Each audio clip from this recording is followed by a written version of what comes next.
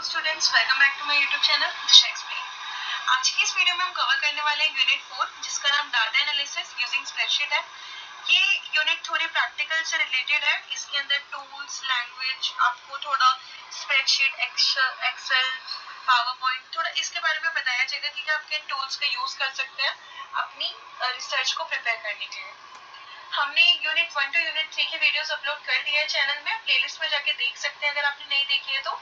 चलिए आइए वीडियो को आगे कंटिन्यू करते हैं। This unit teaches you how to organize, analyze and interpret data using spreadsheet tool. आप स्प्रेडशीट के टूल्स से उनकी हेल्प से आप डाटा को इंटरप्रेट करेंगे, उनको एनालाइज करेंगे और ऑर्गेनाइज करके आप उनको प्रिपेयर करेंगे। लाइक एमएस ऑफिस के आप एक्सेल यूज कर सकते हैं, गूगल शीट्स यूज कर सकते हैं। ओके, हमारे इसका टॉपिक आता है data preparation and cleaning. Data preparation and cleaning का मतलब क्या होता है? Getting the data ready, data को रेडी करना होता है for analysis bye correcting error and making it usable.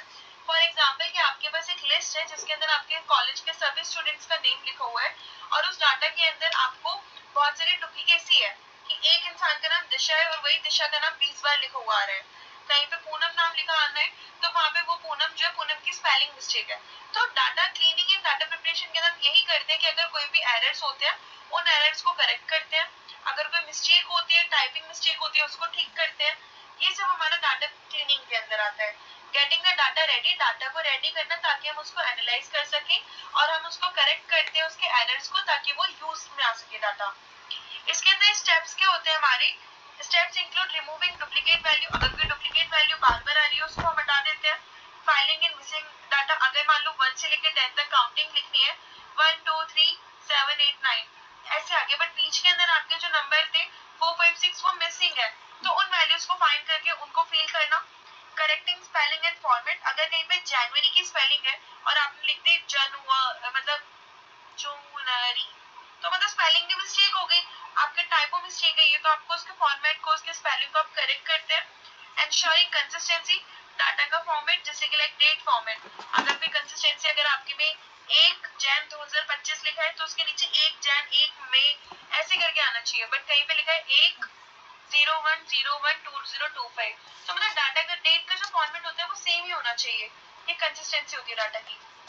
For example, if a column has both male and male, you correct them to one format. अगर आपके पास male, दोनों words का meaning same है, दोनों की स्पेलिंग भी सेम है, but जो फॉर्मेट है इसके अंदर आपका फर्स्ट जो लेटर है वो आपका कैप्स है और इसके अंदर आपका जो स्मॉल है फर्स्ट लेटर, तो हमें इसको फॉर्मेट को सेम रखना चाहिए। ये सारा हमारा किसमें आता है? डाटा प्रिपरेशन एंड क्लीनिंग के अंदर। आई होप आपको समझ में आ रहा होगा guys. Graphical presentation of data, graphical presentation of data से क्या समझते हैं कि डाटा जो भी हमारे पास है हम उस डाटा को ग्राफिकल प्रेजेंट करते हैं। लाइक हम उसको बार चार्ट, पाई चार्ट के अंदर, पाइवट टेबल के अंदर, टेबुलर फॉर्मेट में, हम हिस्टोग्राम में, स्केलर प्लॉट के अंदर हम मतलब उस डाटा को शो करते हैं ताकि जो ऑडियंस है वो उसको इजीली अंडरस्टैंड कर सके। Using charts and graphs to visibly represent data for better understanding, better understanding के लिए हम इसका यूज करते हैं। Types of graph: bar chart, line graph, line chart, pie chart, histogram, scatter plot. Okay, for example, showing monthly sales in a bar chart help compare performance over month. ये आपको comparison में help करता है। जैसे कि frequency distribution का मतलब क्या होता है? Show how often a value appears in a data set. एक डाटा सेट के अंदर कितनी बार वो जो वैल्यूज है वो बार बार रिपीट हो रही है, तो उसको क्या कहते हैं? Frequency distribution. It just like a mean median mode, ये एक तरीके से मोड होता है कि कितनी बार कौन सी वैल्यू ज्यादा maximum time I. For example, in a case of 30 student, 5 got marks between 60 and 70, 10 got between 70 80, तो मतलब आपने इसके अंदर लगा दिया काउंटिफ का आपने फंक्शन यूज करा, पाइवट टेबल यूज करा कि मुझे 60 से 70 के स्टूडेंट की रेंज बता दो। Okay, let's move on to another topic, descriptive statistics. Descriptive statistics वो होती है जिसके अंदर summarising data using basic statistical value. आप बेसिक स्टैटिस्टिकल टूल्स का यूज करके डाटा को यूज करते हो, समराइज करते हो, like mean, median, mode and standard deviation. Mean के अंदर हम एवरेज कैलकुलेट करते हैं पूरे डाटा की, आउटकम्स जो भी हमारे पास अवेलेबल होते हैं। मीडियन के अंदर हम मिडल वैल्यू फाइंड करते हैं। मोड मोस्ट फ्रीक्वेंट वैल्यू जो ज्यादा वैल्यू बार बार आती है वो मोड होती है. स्टैंडर्ड डेविएशन है स्प्रेड ऑफ डाटा. डाटा हमारा कितना वाइड है, फैला हुआ है, कितने एरिया में वो रिप्रेजेंट करता है. एक्सेल के अंदर हम टूल यूज कर सकते हैं इसका. Use data analysis tool pack descriptive static. Okay. Steps in hypothesis testing. A method to test if a claim about a data set is statistically true. ये हम यूज करते हैं चेक करने के लिए कि जो डाटा सेट हमारे पास अवेलेबल है, स्टेटिस्टिकली जो भी हमारे थ्योरीज है, फॉर्मूलाज है, उसको पुट करके हमारा डाटा ट्रू आ रहा है या नहीं आ रहा. इसके अंदर स्टेप होते हैं हमारे. Set the null hypothesis at 0 and alternative hypothesis H1. Choose a significance level like 0.05. एक लेवल हम सेट कर देते हैं. Select the appropriate test Z, T, chi square. Calculate the test statistics. आपकी जो भी statistics है उसका calculate करते हैं. Compare with critical value और p value. Accept और reject at 0.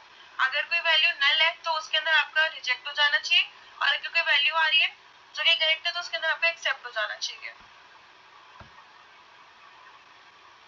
Hypothesis testing, parametric test.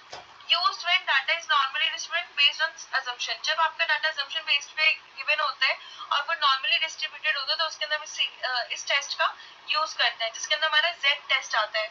Z test क्या होते हैं? Used when sample size is large, मतलब लार्ज देन होता है हमारा. लाइक अगर किसी डाटा से हमें देखना है कि हमारा कितना पावर जो है, कितने बच्चे जो है उनका 40 अबव मार्क्स है, तो उसको हमने यहाँ पे एन लिखा एंड देन इसको यहाँ पे वो कर दिया. For example testing if average height of student is 5.6 feet. T test क्या होता है इसके अंदर? Use when sample size is small. जब आपका सैंपल साइज जो होता है वो स्मॉल होता है, आप जहाँ पे रिसर्च कर रहे हैं वो एरिया आपका छोटा होता है, तब आप टी टेस्ट का यूज करते हैं. जब लार्ज होता है तो आप जेड टेस्ट का यूज करते हैं. Type 1 sample, 2 sample, pair T test. For example comparing marks before and after training. Okay. Hypothesis testing, non parametric test. Non parametric test के अंदर क्या आता है? Used when data does not follow normal distribution. जब data आपका normal distribution को फॉलो नहीं करता. और when dealing with categorical data, जब आपके पास कैटेगराइज डाटा हो, जिसके अंदर हम ची स्क्वायर यानी एक्स स्क्वायर टेस्ट का यूज करते हैं. Use to test relationship between two categorical variable. आपको दो वेरिएबल के बीच में आप उन कैटेगरीज के अंदर आप रिलेशनशिप्स को फाइंड करते हो. For example does gender affect choice of favourite soft drink. क्या एक मेल जेंडर एक फीमेल जेंडर का जो चॉइस होगी उससे आपकी जो सॉफ्ट ड्रिंक है उसका कोई ऊपर इम्पैक्ट पड़ेगा?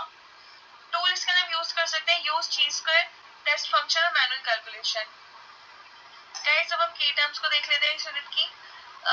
ये जो आपकी यूनिट है, यूनिट 4, इसके अंदर कुछ जो वर्ड्स हैं बेसिकली गाइस, ये जो आपका सब्जेक्ट है रिसर्च, ये आप लोगों के लिए बहुत ज्यादा ही न्यू सब्जेक्ट है.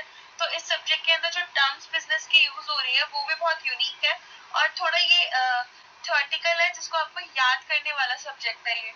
वैसे तो ये बहुत ही इजी है, इवन एग्जाम ओरिएंटेड पर्पस में भी ये बहुत इजी आएगा. तो सब अपने जो भी बेसिक कॉन्सेप्ट्स हमको क्लियर करके चलिएगा. ओके. चलिए एक रिकैप ले लेते हैं हमने क्या क्या पढ़ा. डाटा क्लीनिंग, सिंपल मीनिंग देखते हैं, देन उसका एग्जांपल देखते हैं. ओके.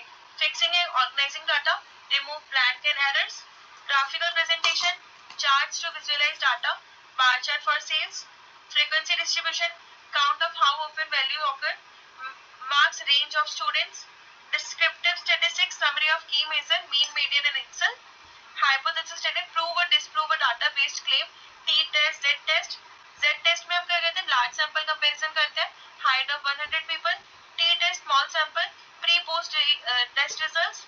ची square test, relationship between categories, gender versus soft drink. मतलब आपने दो कैटेगरी को करो और देन उनके अंदर डिफरेंस करो, उनके रिलेशनशिप को देखा. गाइस यहीं पे हमारे सारे जो भी टॉपिक्स थे हमने उनको कवर कर लिए इस यूनिट के. अगर आपका कोई भी डाउट हो तो कमेंट बॉक्स में पूछ लीजिएगा. बाकी thank you so much for watching. मिलते हैं नेक्स्ट वीडियो में. यूनिट 5 भी अपलोड कर देते हैं अभी थोड़ी देर में. आप चैनल पे अपडेटेड रहिएगा, प्लेलिस्ट को चेक कर लीजिएगा. चलिए ठीक है, thank you so much for watching. मिलते हैं नेक्स्ट वीडियो में. जय श्री श्याम.